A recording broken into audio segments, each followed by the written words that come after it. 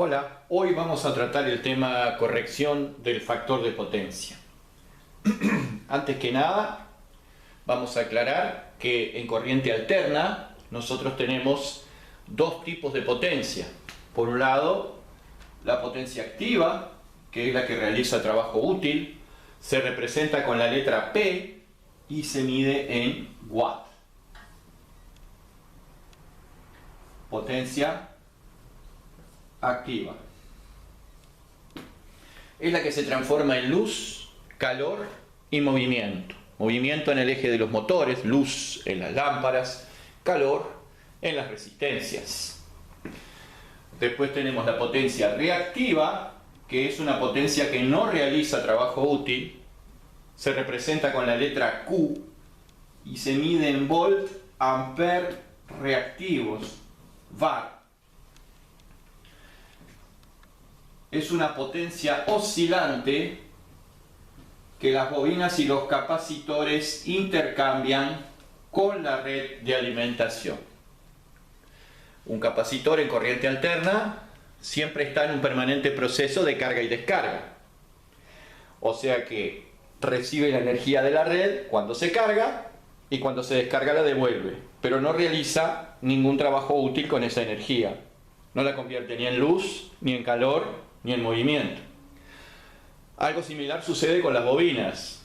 Reciben la energía de la red, la transforman en un campo magnético y luego cuando la corriente disminuye, ese campo magnético también disminuye y la energía es devuelta a la red de alimentación. O sea que tanto en el caso de los capacitores como de las bobinas, la potencia reactiva es tomada por el receptor y luego devuelta a la red. Y permanentemente, a lo largo de los ciclos de la corriente alterna, estamos en esa situación. Por eso decimos que es oscilante. ¿Bien? Luego tenemos una potencia que es la resultante vectorial de estas dos, que se llama potencia aparente. S se mide en volt ampere y esta se llama potencia aparente. Y no es otra cosa que la suma vectorial de la potencia activa más la potencia reactiva. ¿Sí? Estamos diciendo suma vectorial, no suma aritmética. ¿De acuerdo? Si nosotros representamos estas potencias vectorialmente, tenemos la potencia activa, la potencia reactiva, que puede ser tanto de bobina como de capacitor, y la resultante de estas dos potencias es la potencia aparente. Esto es S, potencia aparente. Y este ángulo φ es el ángulo de desfasaje entre la tensión y la corriente en ese circuito. ¿Bien? El factor de potencia es la relación entre la potencia activa y la potencia aparente. O sea, por eso también se le llama coseno de φ, porque es cateto adyacente P sobre hipotenusa S. Esto es el coseno del ángulo φ que tenemos aquí. Entonces, por eso también el factor de potencia se conoce como coseno de φ. Y está directamente vinculado con el consumo de potencia reactiva que nosotros tenemos en esa instalación eléctrica, en esa red, en ese circuito. ¿Cuál es el valor del factor de potencia? Bueno, lo ideal sería que la potencia reactiva fuera cero, o sea que no tuviéramos nada de potencia reactiva, lo cual únicamente se puede dar en un circuito resistivo puro, porque en un circuito resistivo puro toda la energía se transforma en calor, por lo tanto no hay potencia reactiva.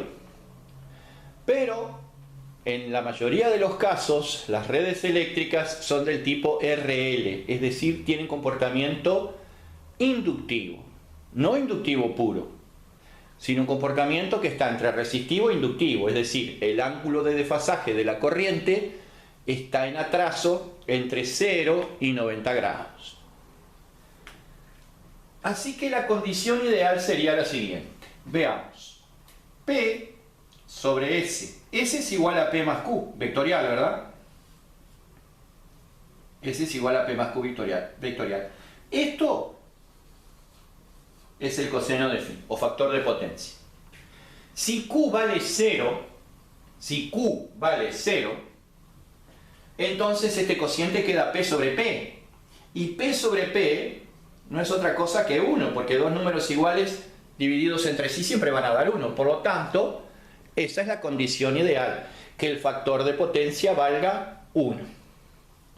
Las compañías eléctricas en general y las instituciones que regulan el funcionamiento de las instalaciones eléctricas fijan el valor mínimo del factor de potencia un poquito más abajo que 1. O sea, no son tan exigentes de pedirme factor de potencia 1.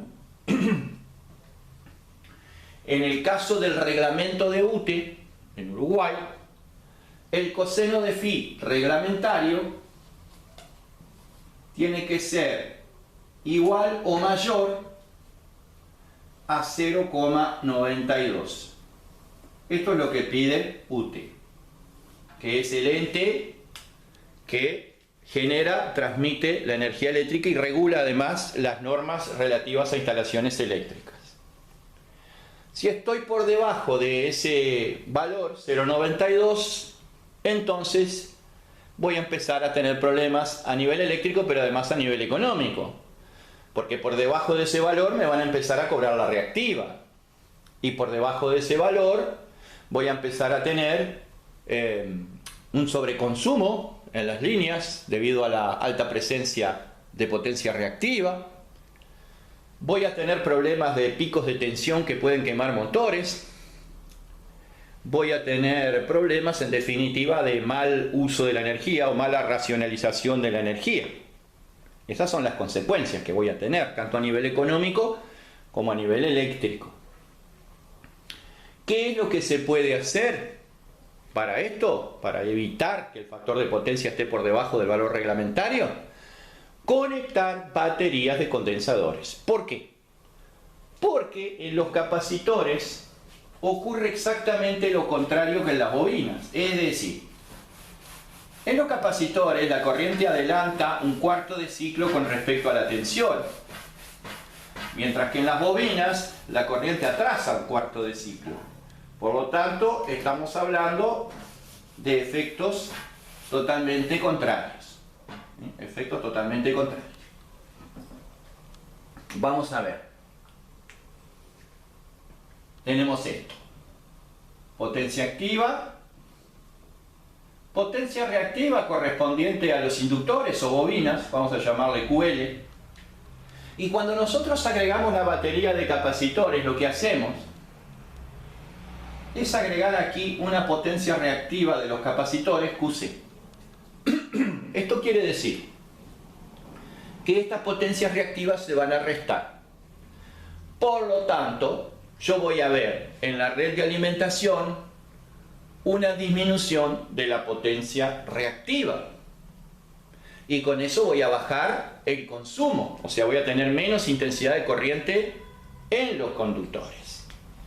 Si no se controla el consumo de potencia reactiva, el riesgo no es solamente para mi instalación eléctrica, sino también para las redes de alimentación de la empresa que genera y transmite la energía. Por eso es que hay que ponerle un determinado límite.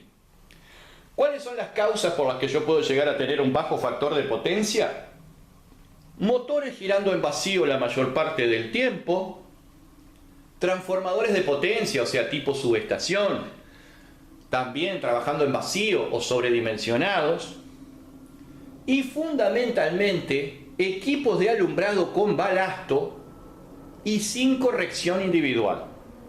Balasto es lo que llamamos impedancia o reactancia, como por ejemplo un tubo fluorescente convencional que lleva impedancia. Por ejemplo, una lámpara de descarga de gases, como puede ser una lámpara de sodio o de mercurio, una lámpara HPIT o HQI, que llevan impedancia, llevan balasto. Por eso estos equipos, además de tener la impedancia y el ignitor, que es un arrancador electrónico, tienen también un capacitor cuya única función es corregir el factor de potencia de esa luminaria en particular.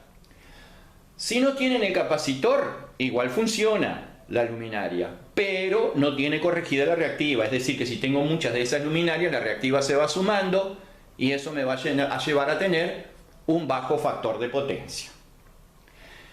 En un próximo video vamos a ver cómo se calcula la batería de capacitores para poder corregir el coseno de phi o factor de potencia.